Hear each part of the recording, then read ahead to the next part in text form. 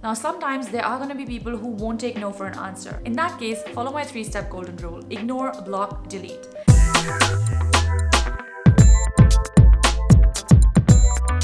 Hey boss, welcome. In today's video, I'm sharing with you 7 girl boss habits that I've learned from my own experience, as well as while working with other female entrepreneurs, that I truly believe can help you become more productive and more successful in your life and business. Let's jump in. What will people think? I let this habit hold me back from really showing up and being my true self for the longest time.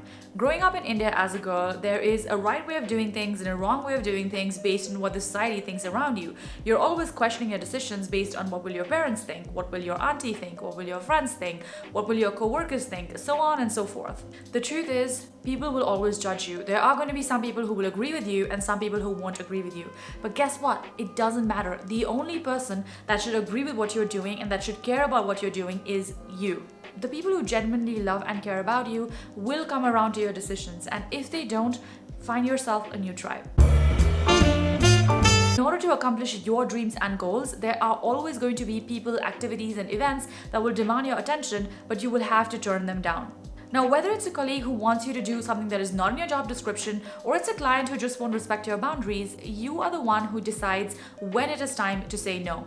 If you say yes to everything, you say no to prioritizing your own path and goals. Now, as a girl boss, time is literally your currency. So you gotta be intentional with how you spend it, whom you spend it with, and under what conditions. Establishing clear boundaries and learning when to say no is going to be instrumental for you to actually keep your peace in your business in the long run. Now, sometimes there are gonna be people who won't take no for an answer. In that case, follow my 3-step golden rule: ignore, block, delete. If someone doesn't respect your time and boundaries, even after you've clearly communicated the same to them, then maybe it is time to bid them goodbye. We live in an age where it is really easy to sneak up on someone and stalk them on social media, or just find out what they're doing through the tons of places that they could possibly be online. However, the thing to remember here that is really important is that not everyone shows everything online. Most of the times, the things that you see people sharing online are just the highlight reels of their life, where they just share with you the happy and the positive and the uplifting moments, and they don't always share with you the ugliness, the battles, the obstacles, and the challenges that they faced in their personal life.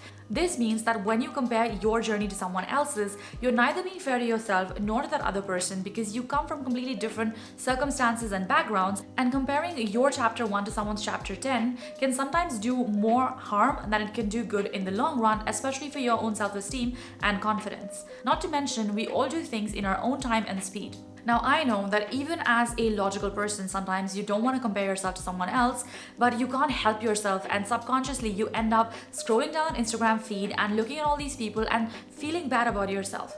Now, this sometimes can require you to be a little bit more observant of your feelings. Sometimes when you're scrolling on Instagram and you see a person's feed and you see something that they've shared, you might not always have positive feelings attached to it. Notice how you feel each time you see this person's feed come up. If every time that you see this person's feed you feel negative and not uplifted about your own journey, then do yourself a big favor and just unfollow that person, so that you're not subconsciously letting yourself feel those feelings that you shouldn't be feeling in the first place. And let me know how your life changes after that.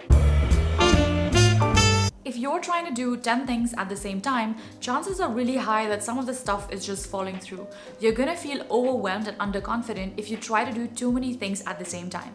Now, whether you like to set weekly, monthly, or daily goals, it's really important to identify exactly which areas need your attention and which don't. I like to set weekly priorities in my planner in Trello, which is a free scheduling app that you can also check out, where I list out all of the important things that need to be accomplished in that particular week. Then on a daily basis, I actually pick the most important 2 or 3 tasks that I need to focus on that will move the needle in my business.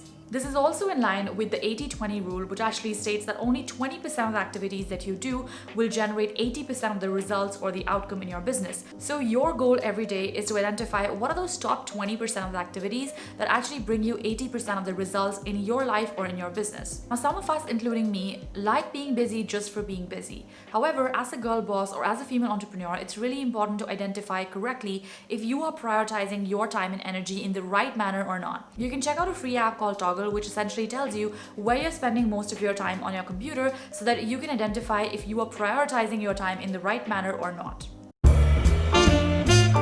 Have you ever seen a successful CEO do everything in their company by themselves? Probably not. Then why are you trying to do everything yourself? If you have the budget for it, identify what are the activities and tasks that either you don't like doing or that are repetitive in nature, which can be outsourced to someone else so that you can only focus on the things that you are really good at, aka focusing on your zone of genius. Even before I jumped into business full time, I had someone who was helping me as a virtual assistant on my previous blog.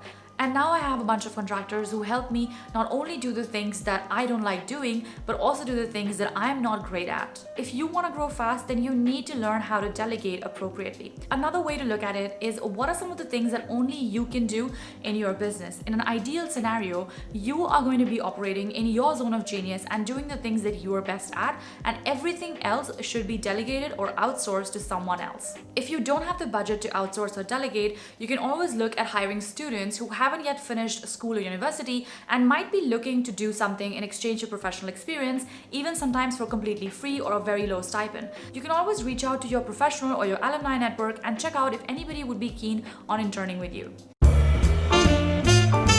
It can be really tempting to just work. But if you don't put checks in, you're gonna be burnt out before you know it. It is so hard to step away from work, especially when you're your own boss. And I know it from my own experience. In the first 3 months of starting my own business, I was working sometimes until 2 a.m., not sleeping properly, not eating properly, not having enough time to work out. And that resulted in me being exhausted all the time. I was crankier than usual, and I was generally not the most healthy person to be around. That's when I decided to switch up my routine and actually put in time to take care of myself, whether that's just a 10-minute walk or maybe a 5-minute meditation, or even just making yourself a nice meal or running yourself a short bath. These are all different ways in which you can take care of yourself. There's really no right way for you to be taking care of yourself. There's just a way for you that feels good for you, but do ensure that you actually take out time for yourself and prioritize self-care, because this is a marathon and not a sprint. And if you don't look after yourself, you're gonna be burned out, and your business and your life is going to suffer as well. Most people will tell you that in order to be successful as a girl boss, you need to set goals. And while I think setting goals is important, what is even more important is to celebrate the process and the journey. Sometimes we get so focused in getting to a point X in our lives that we forget that we have actually gone through a lot of different steps before that, point A, B, C, and so on. It also helps us appreciate the process that we are on and not just always peg our happiness on something that is going to happen in the future. As an entrepreneur, it's really important to be your own cheerleader so that you can encourage yourself step by step to keep moving forward, even without the external validation such as the big checks or the big bank account and all of those things.